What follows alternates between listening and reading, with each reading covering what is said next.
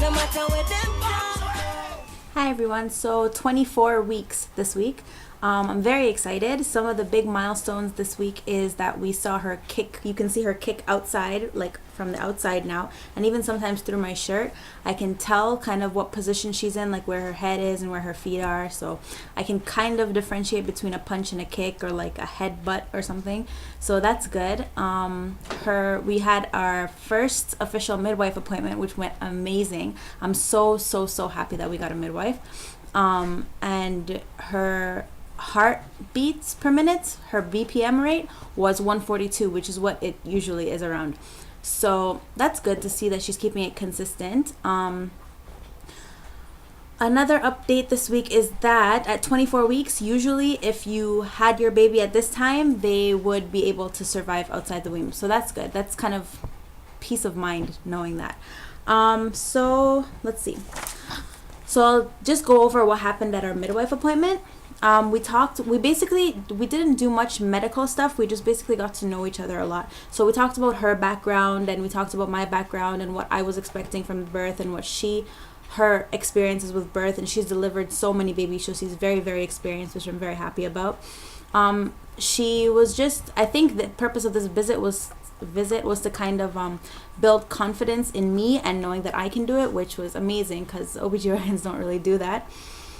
She made me feel really included in the process. When I was lying down, just for the little part that was actually seemed medical, I was lying down on a bed, which it's in her house and it's so comfortable. It's not doesn't seem like a hospital environment at all. It's so comfortable. There's like a bed in the room and a little couch, and it's very homey.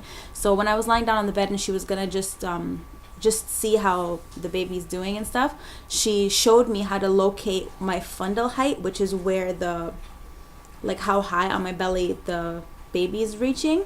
So that was good. And she also taught me the difference between her heartbeat, Anissa's heartbeat, and the placenta heartbeat. I don't know if you knew that, but placentas have a beat to it too, and that's the gush of the placenta pumping blood into the baby. So that was really good. I had no idea, so it was really good to be included in that process and not feel like I was just being taken over by some doctors. She told me, we talked about home births and hospital births, and she's open to both, and she leans more towards a home birth, but midwives, they can do either. She also told me that I was the perfect size for 24 weeks, sorry. She told me that it was like textbook 24 weeks. So that was really good to know, because I've been getting comments like, oh my God, you're so small, whatever. So it was really good to know that the midwife confirmed that I was completely normal for 24 weeks. We weighed me. I've gained 12 pounds, because I started out at 114 and now I'm 126, so that's really good. I'm really happy. I don't feel like I've gained that weight at all, but I'm very happy to have gained some weight. Let's see. I'm also looking into getting a doula, which is they're different from midwives in that they don't have to go to, they don't have any formal training, but they do have some weekend seminars and stuff, but they're basically just they're birth support assistants, I guess you could say.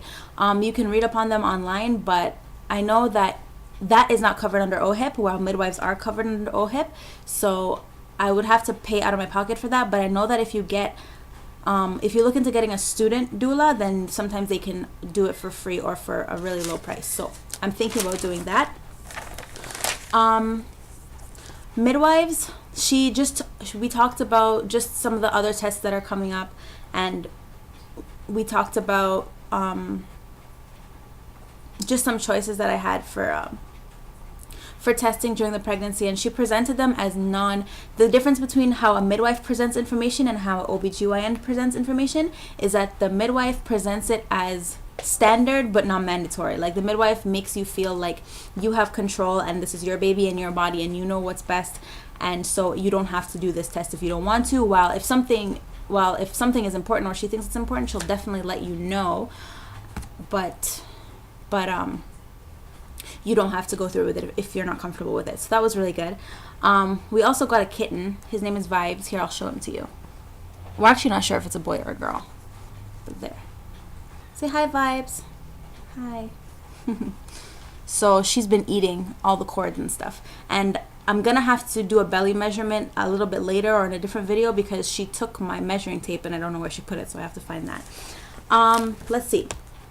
Okay, so what else did she tell me? Oh, I also kind of discovered the reason why it was so hard to get a midwife in the first place is because you don't actually have just one midwife for your entire pregnancy. You have around 3 and a student. So they have your first midwife, which is your primary one, then your secondary one, and I think you have to have 2. 2 is mandatory at every birth. You have to have 2 midwives. So those are the 2, and then you have 1 extra one just in case anything happens to those 2. So 3 plus a student, which you can opt out for, but I didn't. I said the student was okay. So that's why it's so hard to get a midwife, because you actually you're not on a waiting list for 1 availability. You're on a waiting list for like 3. So that was good to know that's good to know for other people who are looking for midwives and wondering why it's taking so long. This week, my cravings for foods: peanut butter and jelly sandwiches, Fruit Loops, bananas still, and juice. I just want a lot of juice. Like I'm still drinking a lot of water, but I just want juice as well. She's kicking a lot. She's very strong kicking. And now I feel like she knows when I'm prodding her, so she kicks there. So I think we're having some communication. She rolls around often, usually when I'm trying to sleep, but that's okay. And Braxton Hicks contractions. So Braxton Hicks contractions are basically like fake contractions, which is preparing the uterus for birth, and they don't hurt, but they just feel like cramps, and they're very, very annoying, and your stomach gets very hard. So I've been having those for the past 2 or 3 days. They're really annoying, really, more than anything. They did kind of get painful around last night, but mostly they're just aching, and it just feels like it's hardening. Your uterus is very, very hard, and then it softens up. So that's it for Braxton Hicks contractions. Let's see, what else did I forget to mention?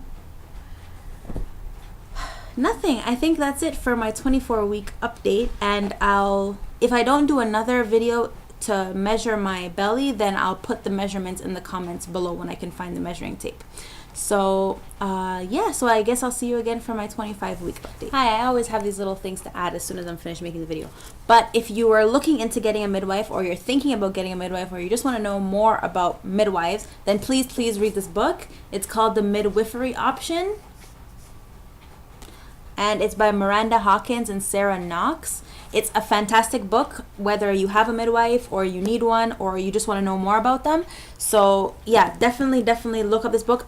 I just got it at the public library, so if you live in Ottawa, then you can probably put it on hold or whatever. But definitely a really good resource. And yeah, so I just wanted to add that in there.